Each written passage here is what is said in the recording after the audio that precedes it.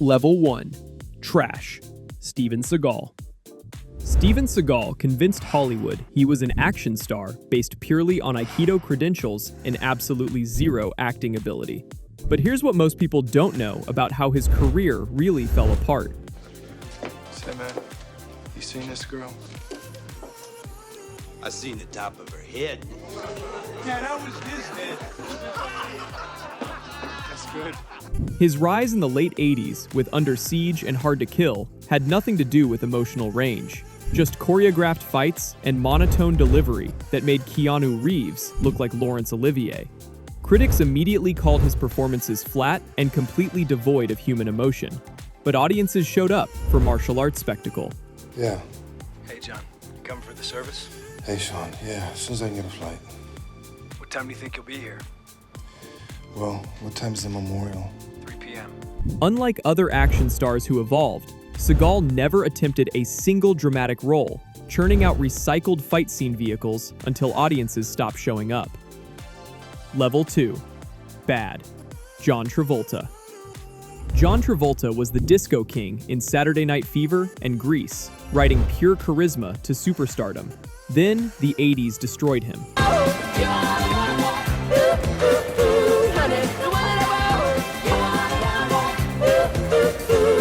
Films like Perfect exposed that his youthful energy couldn't carry weak material or save bland performances. For nearly a decade, he disappeared into mediocrity, until Quentin Tarantino resurrected him as Vincent Vega in Pulp Fiction, earning him an Oscar nomination. You play? Do I look like I play board games?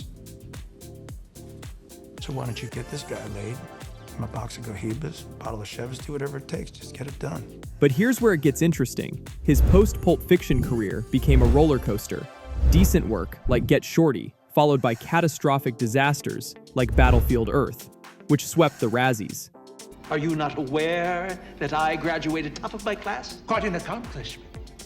I don't mean to second guess the Home Office, but surely I could be of better service to the corporation. Travolta proves he's capable of brilliance under strong directors, but left alone, he gravitates toward mediocrity, the poster child for inconsistent talent that never reaches reliable quality.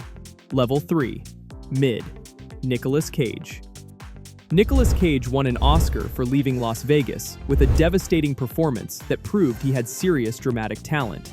Then he made the most baffling career choices in Hollywood history.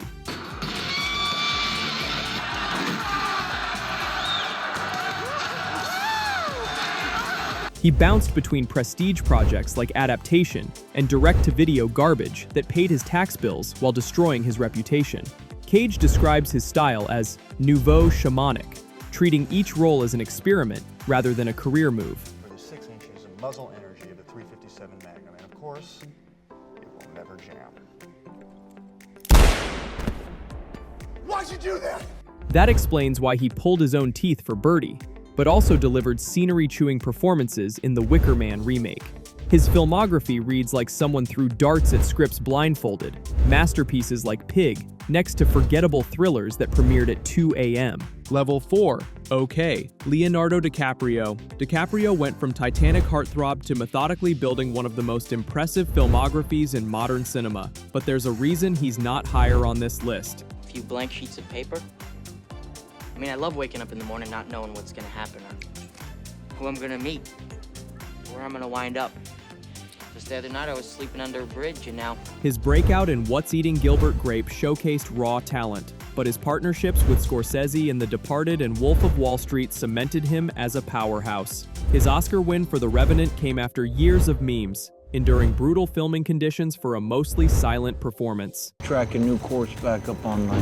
Then what we gonna do? Sit out there like a bunch of goddamn ducks? You and your half-breed son get to walk on out? I'm talking to you. His approach combines scholarly cinema study with professional discipline, deliberately avoiding typecasting through complex narratives. But here's the problem. Audiences still see Leonardo DiCaprio rather than complete transformation.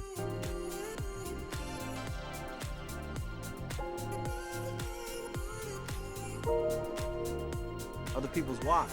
Yes. Well, my work here is done. His filmography is undeniably strong and his dedication obvious. but that lack of disappearing into roles keeps him from the upper echelons despite consistent quality and smart career management. Pause. If you're vibing with this ranking, hit subscribe and drop a comment on which actor you think is overrated. Now back to climbing the ranks. Level 5. Good. Morgan Freeman. Morgan Freeman's voice became his calling card. That narration that elevated everything from March of the Penguins to Shawshank Redemption into something profound. We see by your file you've served 20 years of a life sentence. Yes, sir.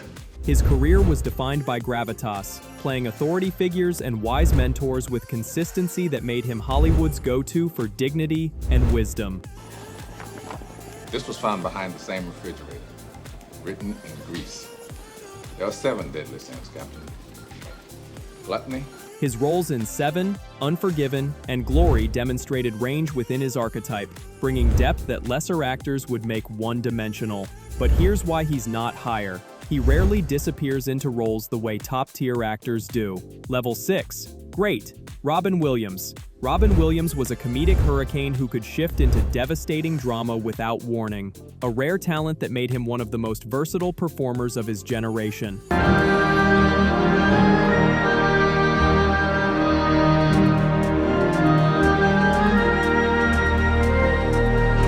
His manic energy in Good Morning Vietnam and Mrs. Doubtfire came from stand-up roots where improvisation became his signature. But underneath was vulnerability few comedians could access. I thought about what you said to me the other day, about my painting. Stayed up half the night thinking about it. Work in Dead Poets Society and Awakenings proved he could carry serious material with the same commitment he brought to comedy, seamlessly moving between tones effortlessly. Level 7. GOAT. Gary Oldman. Gary Oldman disappears so completely into roles that audiences often don't recognize him across his filmography. This is what separates good actors from legends. I told you. Manny. Bring me everyone. His transformations aren't just physical, but vocal, psychological, and behavioral. From punk rocker Sid Vicious in Sid and Nancy, to opera-loving villain Zorg in The Fifth Element, to restrained George Smiley in Tinker Tailor Soldier Spy, each completely unrecognizable from the last. When will the lesson be learned? How many more dictators must be wooed? His Oscar win for Darkest Hour required 4 hours of daily makeup to become Winston Churchill. His career spans genres and decades with zero repetition. To warn you. Because he knew deep down it was you all along. From Dracula to Commissioner Gordon to Beethoven, audiences genuinely forget they're watching Gary Oldman. They only experience the character. That's the pinnacle of transformative acting, the gold standard against which all others are measured. Time's up. Thanks for watching. If you enjoyed this ranking from Movie King, smash that like, subscribe, and comment which actor belongs in a different tier. No pressure, no sweat.